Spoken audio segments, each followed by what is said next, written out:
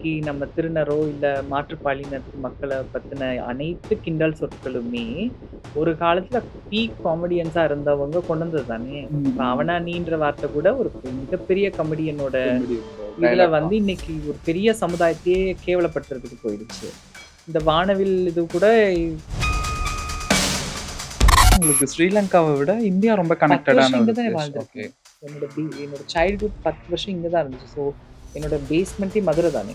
So அது ரொம்ப miss பண்ணியிருக்கேன். இப்போ கூட போனா எனக்கு அந்த திருப்பி அது கனெக்ட் ஆகும். எனக்கு ரொம்ப நாள் இல்லாத மாரி ஃபீல் இருக்காது.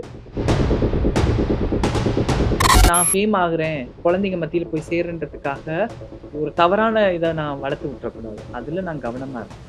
அதான் நான் கட் பண்றேன். இது என்னோட கன்டென்ட் எல்லாமே பெரியவங்களுக்கு தான். குழந்தைக்கு கிடையாது. Strict no. என்னோட இன்டர்வியூஸும் குழந்தைங்களுக்கு கிடையாது.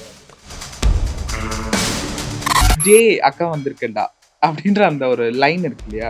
அந்த லைன் எப்படி உருவாச்சு? எந்த வீடியோல அத நீங்க ஆரம்பிச்சீங்க? அது ஏதாவது உங்களுக்கு ஞாபகம் இருக்கா? டேய் என்னடா பண்றீங்க? தானா வந்துச்சு. வந்துச்சு. வந்துட்டு அதுக்கப்புறம் அப்படியே தானா உருவானது. ஒவ்வொரு நாளும் என்னென்னமோ உருவாகி அப்படியே வந்துருச்சு.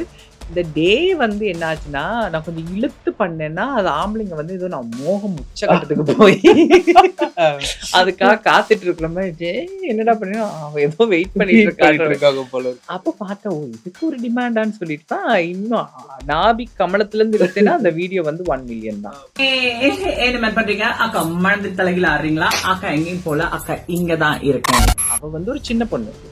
அவ விருப்பத்தோடயே அங்க போயிருந்தாலுமே, ஒரு சின்ன பொண்ணுக்கு செக்சுவல் விஷயத்துல விருப்பம், வெறுப்பு இருக்கிறதுக்கு அவசியமே இல்ல.